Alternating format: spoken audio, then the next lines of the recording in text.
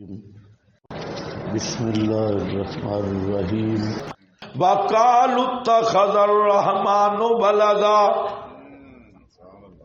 شکوہ ہے قرآن مثبت نہیں جاتا. اللہ خالق ہے، اللہ مالک ہے، اللہ رازق ہے. قرآن لا الہ الا انا نفی والی توحید ہے. اور آگے کیا ہے؟ حضرت قاضی شمس الدین رحمت اللہ علیہ فرماتے تھے کفر دو قسم پہ ہے، ایک میٹھا کفر ہے اور ایک کڑوا کفر ہے. میٹھا کفر اور دوسرا کیا ہوتا ہے؟ کڑوا کفر. مور کہتا ہے جو میٹھا کفر ہے پجواتا ہے، اور جو کڑوا کفر ہے مرواتا ہے. میٹھا کفر پوجواتا ہے، عبادت کرواتا ہے. ابو جہل وغیرہ نے حضرت ابراہیم کے ساتھ کفر کیا، لیکن مورت بنا کے رکھی تھی. پکار تھے وہ بھی کافر، لیکن ذرا میٹھے کافر تھے. اور حضرت ابراہیم کی قوم نے بھی کفر کیا اور چکھے میں ڈال دیا آگ میں. تو وہ کفر کون سا تھا؟ ذرا کڑوا کفر. بریلویوں والا کفر ذرا میٹھے حلوے کے رنگ میں جاتے. اور یہ جو پرویزیوں والا کفر ہے یہ ذرا کڑوا ہے، بے ادبی پہ مبنی ہے. اس لیے جو بریلوی ہوتے ہیں با ادب مشرک ہوتے ہیں، با ادب مشرک. اور جو پرویزی ہیں یہ بے ادب شیاطین ہوتی. سمجھ گئے کہ نہیں؟ کڑوا کفر تھے، میٹھا کفر. یہ میٹھا کفر آ رہا ہے. وَقَالُوا اتَّخَذَ الرَّحْمَنُ وَلَدًا. اور کہا ان مشرکوں نے بنا لیا رحمان نے نائب، مختار اور متصرف. سبحانہ جواب شکوائے، پاک ہے وہ اللہ نائب بنانے سے، ولد بنانے سے. ولد کیسے بنائے؟ وہ ولد بنانے سے پاک ہے. بلکہ عباد مکرمون، بندے ہیں مکرمون، عزت کیے ہوئے. عباد ان کے نیچے ہیں. یہ رد غالیاں لکھا ہے، غالیوں کا رد ہے جو فرشتوں کو الوہیت کی صفات دیتی ہیں. فرمایا وہ الہ نہیں، عباد بندے ہیں. اور مکرمون کے نیچے لکھا ہے رد بے ادباں، بے ادبوں کا رد ہے. آپ میری بات سمجھ گئے؟ میٹھا کفر اور کڑوا کفر یہ رد ہے بے ادبوں کا. اور وہ کون ہیں؟ جو فرشتوں کی یا حضرت عیسیٰ کی توہین کرنے والے ہیں. فرمایا اب دیکھو اتخذ الرحمن ولدا. پھر کہہ رہا ہوں کہ ولدیت کا اصل عقیدہ ولد جننے کا نہیں تھا، ولد بنانے کا تھا. تم سے تو بابوں کو صحیح یاد ہے، تمہیں بھول جاتے ہیں. اب بابے بول رہے ہیں اور تم نہیں بول رہے، تمہارے لیے مرنے کا مکان. بابے کہاں سے بولے اور تم خاموش بیٹھے ہو بت بن کے. ہاں بھائی دیکھو کیا کہہ رہا ہوں، ولد بنانا اور ہے اور ولد جننا اور ہے. تو وہاں پر عقیدہ کیا تھا؟ اصل یہی تھا کہ اللہ نے بیٹے بنائے. کس چیز میں؟ ایک عنوان میں نے پہلے ذکر کیا، بیٹا باپ کی صفات کا حامل ہے، ان میں اللہ کی جھلکیں موجود ہیں. اور دوسرا کیا؟ بیٹا باپ کے گھر کا مختار ہے، یہ بھی اللہ کی سرکار کے مختار ہیں اور ان کو اختیارات ملے ہیں. اور تیسرا جو سب سے بڑا ولدیت کے نظریے کی بنیاد تھا وہ عقیدہ شفاعت ہے. عقیدہ شفاعت سب سے بڑا جو بلدیت یہاں بیان ہوگی شفاعت والے عقیدے پہ قرآن زور دے گا، نفی پر، کیونکہ بلدیت اور تبنیت کی اصل جو مین فلسفہ تھا اور وجہ تھی وہ کیا تھی؟ عقیدہ شفاعت، کہ جیسے بیٹے باپ سے محبت میں منوا لیتی ہیں، ہمارے یہ حضرات بھی اللہ سے منوا لیتی ہیں۔ لیکن قرآن نے اتنی تردید کی اس کی، کیوں؟ کہ اگر واقعی کوئی اللہ کو بھی مجبور کرنے والا ہو یا کوئی ایسا محبت میں لاڈلا ہو کہ اللہ کی مرضی بھی بدل جائے، تو پھر تو کائنات جنگل کا نام ہے کہ جو خود عدل والا ہے وہ بھی بک جائے۔ بکنا ہی ہے نا بھائی، اس کو بکنا نہیں کہیں گے تو کیا کہیں گے؟ کسی پیارے کی مان لی اور وہ اس سے مجبور ہو گیا، تو جب وہ مجبور ہے تو پھر وہ اللہ تو نہ ہوا۔ ہاں، تو اس لیے اس کی اصل منشا تھی مخلوق پر قیاس اور وہی تشبیہ والا عقیدہ، تو اس کا قرآن نے بہت رد کیا۔ اتخذ الرحمن ولدا، کہا انہوں نے بنا لیا رحمان نے نائب، سبحانہ پاک ہے وہ اللہ۔ یہ جواب شکوہ، مطلب یہ ہے کہ کوئی نائب تب بنائے کہ وہ کمزور ہو، کوئی نائب تب بنائے کہ وہ مارے سے موت میں ہو، کوئی نائب تب بنائے کہ وہ کہیں دورے پہ ہو۔ نیابت کی وجہ یہی ہوتی ہے، یا اصل کمزور ہے یا اصل مرنے والا ہے، موت کے بعد ولی عہد بنتے ہیں، نائب بنتے ہیں، اور یا پھر تیسری بات کیا ہوتی ہے، جو اصل ہے وہ پورا نہیں آتا اور اسے کہیں دورے پہ جانا ہے۔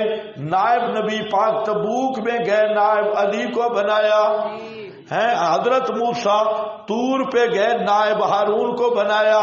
تو نیابت کی ضرورت تب بنتی ہے اصل کمزور ہو یا اصل مرنے والا ہو، یا کیا ہو، اصل پورا نہ آتا ہو، اس نے کہیں جانا ہو سنبھالنے کے لیے۔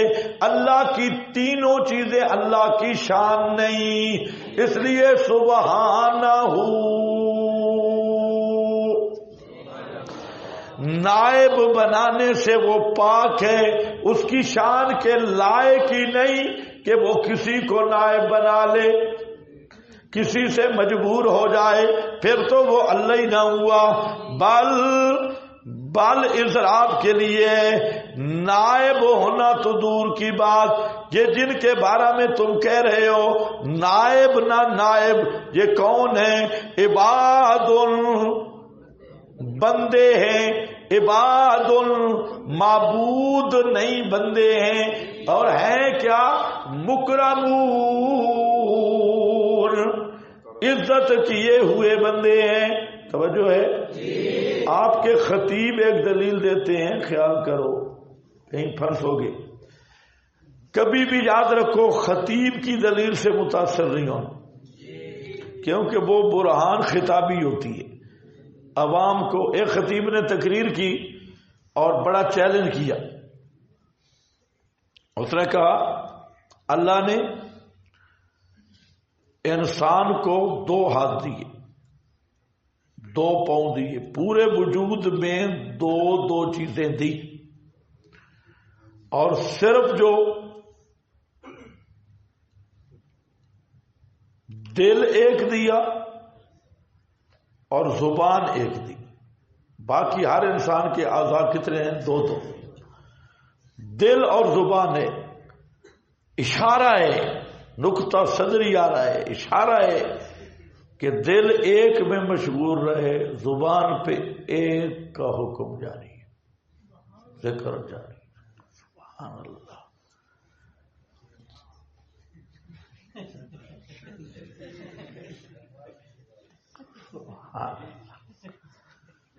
گاڑی میں بیٹھے تو میں نے پوچھا، میں کہا حضرت آپ نے بڑا دعویٰ کیا، تو آپ کے دبر کتنے ہیں؟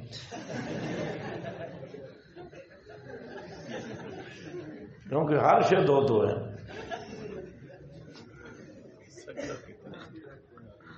بس الی آخری. اور بھی سوچے کوئی ایک ایک چیز اور بھی ہے. ہر شے تو دو دو نہیں نا، کوئی اور چیزیں بھی ایک ایک ہے انسان کے وجود میں. اور صوفیوں سمجھ رہے ہو کہ نہیں؟ ہاں. اب بس بریک کے کہتے یار تو چھوڑتا ہی نہیں. میں کہ میں چھوڑتا نہیں ہوں. آپ نے دعویٰ کیا سٹیج پہ بیٹھ کے کہ انسان کے پورے وجود میں دو دو چیزیں ہیں اور صرف زبان اور دل ایک ہے. آگے اس کو بھی نہیں پتا تھا. وہ کہہ سکتا تھا کہ یہ دلیل خطابی تھی، قرآن خطابی تھی، عوام کو سمجھانے لگ کر وہ ناراض ہوگی. کہتے آپ نہیں چھوڑتے. میں نے کہا میں تو پوچھ رہا ہوں، استفہام پہ تو کوئی حکم نہیں لگتا. میں تو پوچھا ہے کہ حضرت کی دو ہے یا ایک. اور مجھے تو شک پڑتا ہے ایک اوپر ایک نیچے، یہ اور وہ. تو ایسی ہوتی ہے چبل پر. خطیب کی دلیل گدھے کی لات ہوتی ہے، بس وہ چسکے لگایا کرو. اب انہوں نے کیا دلیل دی ہے بشریت پہ؟ عبدہ و رسولہ. عبدہ سبحان الذی اسری بعبدہ. معلوم ہوتا ہے اب بشر ہے. اب ادھر کیا فرشتے ہیں؟ عباد مکرمون. فرشتے بشر ہیں تو عباد تو آئے. تو عباد عبدیت اور بشریت، اس میں کون سا منافات ہے بھائی؟ عبدیت اور نورانیت میں کون سا منافات ہے؟ فرشتے عبد بھی ہیں اور نوری بھی ہیں. تو اس لیے عبدیت کا معنی میں بارہا بتا چکا ہوں. تو عبدیت اور ملکیت میں کوئی تضاد نہیں ہے. تو بشریت کا الگ موضوع ہے. عبد بشر بھی ہے، عبد نوری بھی ہے. تو عبد کا معنی کیا ہے؟ عبادت کرنے والا، معبود کی عبادت کرنے والا. جن بھی عبد ہے، فرشتہ بھی عبد ہے اور بشر بھی عبد ہے. تو یہ دلیل دینا بشریت النبی پہ عبدہ والی یا سبحان الذی اسری بعبدہ، تو یہ بالکل برہان خطابیہ ہے. یہ دلیل شلیل کوئی نہیں، تقریب تام نہیں. اگر آگے کوئی آدمی ہوا نا تکڑا سا تو وہ آپ کو ایسا گرائے گا کہ آپ یاد رکھیں گے. اس لیے عباد عبدیت والی آیات بشریت میں مت پڑھنا. بل عباد مکرمون لا یسبقونہ بالقول. اب ان کی عبدیت کا بیان ہے. عبدیت کیسی ہے؟ عباد بیان عبدیت ہے. نیچے لکھا ہے بیان عبدیت. عبدیت کا بیان ہے. اور وہ کیا ہے؟ دو چیزیں بیان کی ہیں. اور اب میری طرف توجہ کرو. مشرکین نے بلد کیوں بنائے؟ نظریہ شفاعت پر. کون سے نظریے پر؟ نظریہ شفاعت پر، کہ یہ ہمارے سفارشی ہیں، شفاعت کرتے ہیں. جیسے باپ بیٹا، بیٹے بیٹیاں باپ سے منوا لیتے ہیں، یہ بھی کار مختار اور ان کے ناز نخرے چلتے ہیں اور ان کی بڑی پہنچ ہے اور یہ بڑے کروا دیتے ہیں. اللہ فرماتے ہیں وہ تو ایسے میرے بندے ہیں کہ نہ قول نہ زبان سے کوئی بات نکال سکتے ہیں میری اجازت کے بغیر، نہ وجود کو کوئی حرکت دے سکتے ہیں میرے امر کے بغیر. وہ تو میرے اذن کے بغیر بول بھی نہیں سکتے. میں اذن دوں تو بولتے ہیں اور میرے اذن کے بغیر کچھ کر بھی نہیں سکتے. اب اس کو ذہن میں رکھ کے ذرا آیت کا معنی کرو. لا یسبقونہ بالقول، نہیں سبقت کرتے وہ اللہ سے، بال ساتھ قول کے کیا معنی سبقت کرنا کہ جب تک اذن الہی نہ ہو وہ پہلے بول بھی نہیں سکتے، جب تک اللہ کا اذن نہیں. سب